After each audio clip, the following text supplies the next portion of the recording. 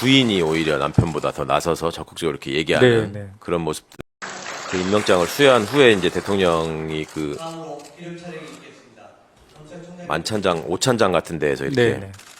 편하게 말씀 나누시는 시간인데 그때 이제 부인이 오히려 남편보다 더 나서서 적극적으로 이렇게 얘기하는 네, 네. 그런 모습들이 네. 좀 어떤 분은 신선하게 봤다고 하고 어떤 분들은 대통령님 앞에서 저러면 안 될 것 같은데 이런 네. 생각을 했다고도 하고 그런 얘기가 있었는데 네. 받고 돌아가면서 저하고 통화를 한 적이 있어요. 윤석열 총장이 그래요? 이제 검찰청으로 복귀하면서 네. 그러면서 자기가 정말로 이게 저한테 어쩜 일종의 극존칭을 쓰면서 네. 고맙습니다. 앞으로 제가 정말 네. 잘 해보겠습니다. 그 네. 대통령님 뜻을 잘 받들고 절대 어긋나지 않게 잘 하겠다. 네. 그런 얘기를 했죠. 근데 그날 저녁 때 네. 나중에 들은 얘기지만 그날 저녁 때 했다는 그 언행을 듣고 제가 정말 경악을 했는데 어떤 언행이죠? 그날 그러니까 임명장 받고 네. 돌아가는 과정이면은 아무리 늦어도 뭐 점심시간 때였을 거 아니에요. 네, 네, 네. 아마 제가 듣기로 그날 저녁이거나 멀어도 그 다음날 저녁쯤 됐을 것 네, 같은데 네. 검찰의 선배들이 이제 어쨌거나 후배가 총장에 임명된 거를 축하하는 자리를 만든 것 같아요. 네. 근데 그 식사 장소에 들어서면서 네. 들어서자마자 이제 뭐 이게 인사도 하고 뭐 이렇게 할 거 아닙니까? 근데 네. 참 문재인이가 저를 처음 본다고 하더라고요. 이런 식의 얘기를 했다고.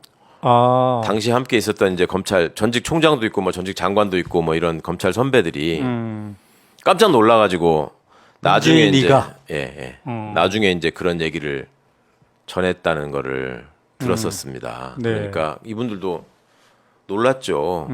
그날 임명장 받은 사람이 네.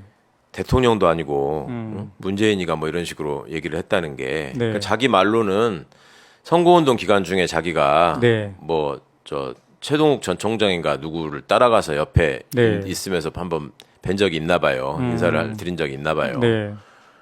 그러니까 이제 자기는 당연히 자기를 기억할 거라고 생각했는데 그 말하자면 제가 아까 말씀드린 그 편안한 자리 네. 오찬장에서 그 임명장을 수여한 후에 이제 환담 장소에서 자기를 뭐 우리 지금 뭐 처음 만나는 거 아니냐 직접 보는 건 처음 아니냐 뭐 이런 취지로 말씀하신 모양인데 네. 그걸 가지고 지금 문재인이 나를 모른다고 뭐 이런 식으로 하니까 이제 사람들이 그 자리에서 혼낼 수는 없잖아요. 네. 그 총장이 됐고 뭐 축하하는 자리인데 그 이제 도대체 그런 소리를 도대체 무슨 생각으로 그런 말을 뱉는 거냐라는 거를 본인들도 황당하고 궁금했던 거예요. 네, 네, 네.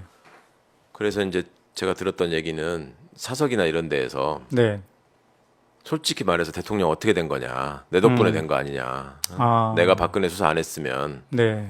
됐겠냐 뭐 이런 식의 얘기들을 아, 본인도 그렇게 얘기하고 자기 그 무리들끼리는 굉장히 큰 무용담처럼 그거 좀 아시잖아요. 검사들이라는 게 지나고 나면은 자기를 드러내는 말을 얼마나 억울한 사람들을 많이 내가 이 억울함을 풀었는가가 자랑이 아니에요. 네. 그 사람들은 얼마나 직급이 높은 사람을 내가 구속했는가. 네. 그것도 뭐 기소했는가가 중요한 게 아니고 구속했는가. 그게 말하자면 본인의 가장 큰 보람이고 공로고 자기를 상징하는 일종의 아이덴티티처럼 얘기를 하는데 그 모여 있는 거 보면 가관이거든. 어디 행사 같은 데 가서 있으면은 이분이 누구 구속한 사람이고 누구 구속한 사람이 이런 식으로 소개하는 사람들인데 그런 차원에서 이 사람은 그런 어떤 오도된 자부심을 갖고 그러니까 있었던 거죠. 검찰총장으로 임명된 첫날 예. 낮에는 전화해서 예. 감사합니다 하고 예. 저녁에는 문재인이가 예. 정말 저는 너무 놀라. 처음에 제가 믿질 않았어요. 에이, 그래도 좀 지나고 나서 그랬겠지. 그때 그랬겠냐. 네. 근데 복수 이상의 여러분들이 사실이다라고 하시더라고요.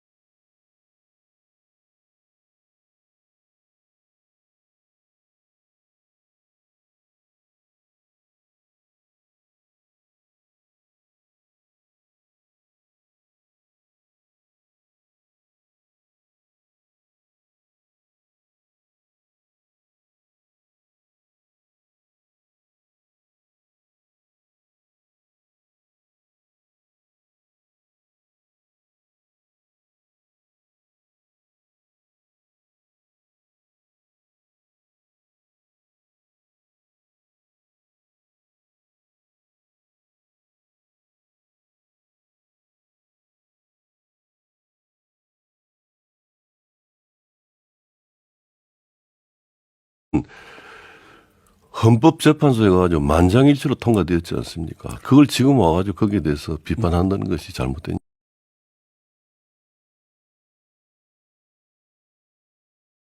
끈끈 발목을 잡고 윤석열 정권을 반신불수로 만들려고 달려들고 있지 않습니까?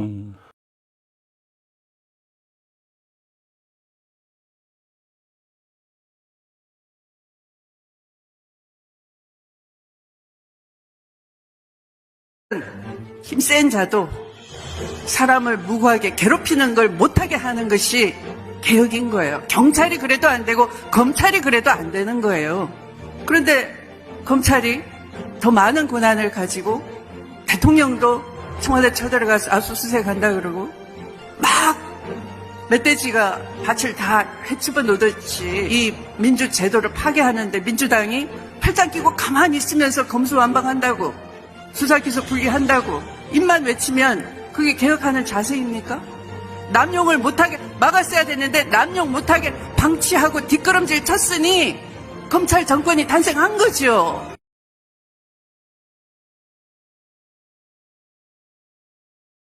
나중에 징계 의결서를 들고 법에 따라서 대통령 재가를 받으러 갔을 때 당의 요구로 물러나시오 하는 소리를 들었다라고 이제 한 언론 인터뷰에서 오마이뉴스죠. 인터뷰에서 얘기했을 때 당시 청와대 관계자가 무슨 소리냐 본인이 물러나겠다고 사표서까지 들고 와서 제출해놓고 이렇게 얘기를 하더라고요. 근데 제가 사표서를 쓴 적도 없고 자의로 물러난 게 아닌 건데 그 당시는 저도 공개할 수 없는 상황이었고요. 제대로. 네.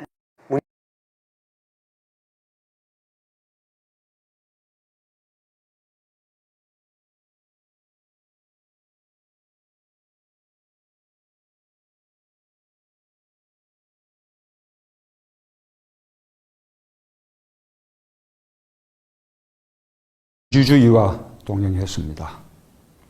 진실 한겨레신문 창간 30도를 기쁜 마음으로 축하합니다. 한겨레신문은 지난 30년 민주주의와 동행했습니다. 진실로 국민의 입장을 대변해주는 참된 신문을 만들겠다는 다짐을 실천했습니다. 한겨레 가족 모두에게 격려와 감사의 마음을 전합니다. 여러분 모두 수고 많으셨습니다. 저로서도 감회가 남다릅니다. 우리의 힘으로 우리의 신문을 만들어 보자는 운동은 낙담과 절망에 빠져있던 국민들에게 반가운 희망이 되었습니다. 세계사에 유례없는 국민 모금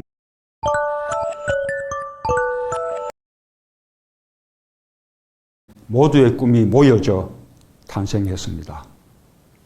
창간 발기 선언 대장에 걸렸던 온 국민이 주인이 결의신문이라는 현수막이 지금도 생생합니다.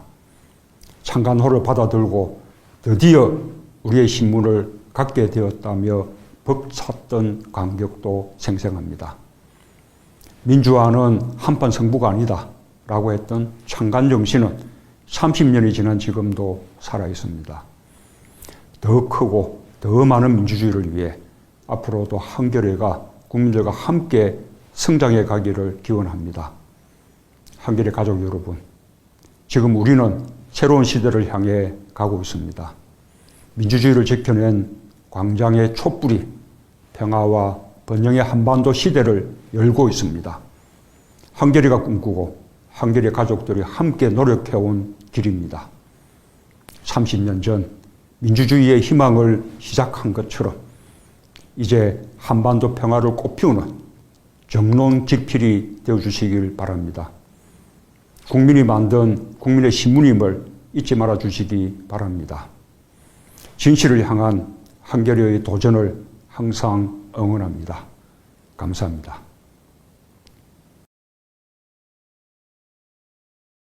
하는 정도는 좀 심하지 않아요? 그동안에 답변하면서 맨날 반말하지 마세요라고 얘기하죠. 예. 깐죽거리지 마세요. 그러니까 자꾸 반말 듣는 거예요. 제발 좀 태도를 무겁게 가지기 바랍니다. 최강욱 의원님한테 그런 음식점에 얘기 들으니까 대한 진짜 이상합니다. 저렇게 꼭 하여튼 그 국무위원의 태도냐고요. 그게 국회의원의 태도입니까? 그럼 국회의원으로서 지금 정부 책임자한테 묻고 있는데 개인적인 감정을 가지고 자꾸 깐족거리는 거 보이니까 그러면 안 되는 갑질하라고 거죠. 그 자리에 있는 건 아니잖아요. 갑질이 아니라 지금 질문을 하는데 자꾸 딴소리하면서 시간 보내는 거잖아요. 아니 갑질하면서 자기 막말하는 게 그게 고난이 있다는 거예요? 질문합니다. 판결 질문하세요. 취지에 따라서 매번 얘기하는 거 보면 정치인들보다 더 심한 정치적 원사를 사용해 가면서 어떻게든 정치적 갈등의 소재를 만들려고 하고 그 워딩이 또 언론에 나가고 하는 것을 즐기는 건지는 모르겠는데 그거 자꾸 습관이 되시는 것 같아요. 정말 걱정입니다. 지금 옆에 앉아 계신 기관장분들 보세요. 그런 태도와 그런 어투와 그런 자세로 답변하시는 분이 계시는지. 본인이 뭐 혼자만 탁월하고 특수하고 똑똑해서 그렇다고 생각하는 거라면 본인의 자유니까 할 말은 없지만 발언의 내용도 잘 보시라고요. 지금 박용진 의원이 잘 지적하셨잖아요. 제가 전에도 많이 확인했죠. 법무부 장관은 분명히 정치적 중립을 지켜야 되는 자리다. 그리고 국민을 대신해서 국가기관을 감독하는 자리에 있다. 근데 말씀하는 거 보면 이게 검사의 대표자인지 검찰이 이게 수호자인지 국민을 대신해서 검찰을 감독하는 사람인지 헷갈리는 태도를 보이시는 때가 많단 말입니다. 자, 지금 공공기록물 관리법이나 정보공개에 관한 법률 뭐 이런 것들에 의해서 지금 세금 시민단체가 제기한 특활비 등 정보공개 청구 소송에서 대법원 일부 승소 판결을 확정했습니다. 그 집행은 잘 이루어지고 있다고 자부하십니까? 법무부 입장에서는? 제가 자부할 문제는 아니지만 네. 검찰에서 판결 취지에 따라서 집행 판결의 취지대로 잘 집행 공개되고 있다. 네. 예, 일단은 지금 2017년 1월부터 뭐 5월까지의 증빙 자료가 다 없어져 버렸다. 이 부분에 대해서는 장관이 그때 뭐 책임자가 아니라 잘 모르겠지만 당시에는 뭐 2개월이 지나면 폐기하는 지침 같은 게 있었던 거 뭐 그런 거와 상관이 있는 거 아닌가 이런 취지의 답변하신 적이 있죠. 지침이라기보다 그 당시 상황에서 교육될 때 월별로 폐기하는 관행이 있었다. 이게 또 월별이에요. 예, 월별. 지난번에는 분명히 속기록에 지침이라고 예, 했고 두 번. 2개월이라고 했는데 아니 그러니까 그게 교육 자료였다고 합니다. 이게 중요한 문제니까 잘 확인해보고 하셔야죠. 교육 자료가 그러면은 애초에 법이나 지침에 위배되는 거였다면 지금 제가 확인해보니까 2017년도에도 예산 집행 지침이나 또 기재부에서 내린 예산 집행 지침, 감사원에서 내린 특수활동비에 따른 계산 증명 지침 이런 거 다 시행되고 있고요. 법무부에서도 똑같은 내용으로 다 하고 있다라고 이영렬 검사 행정소송 판결문에도 나와 있고 그다음에 이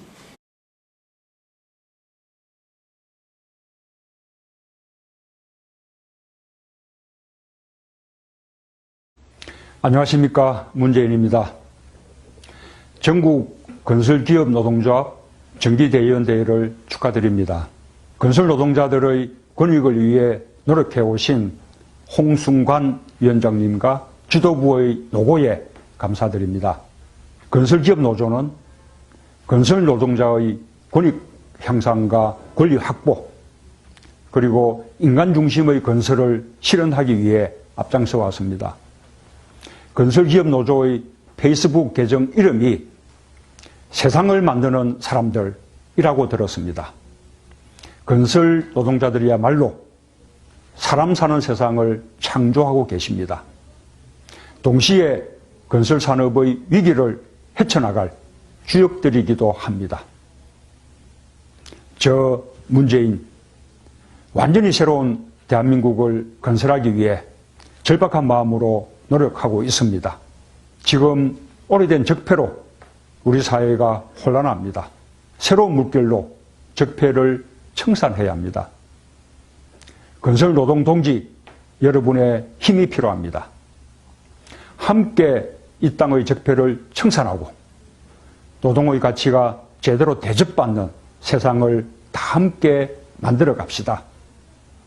그 맨 앞에 저 문재인이 서겠습니다. 감사합니다.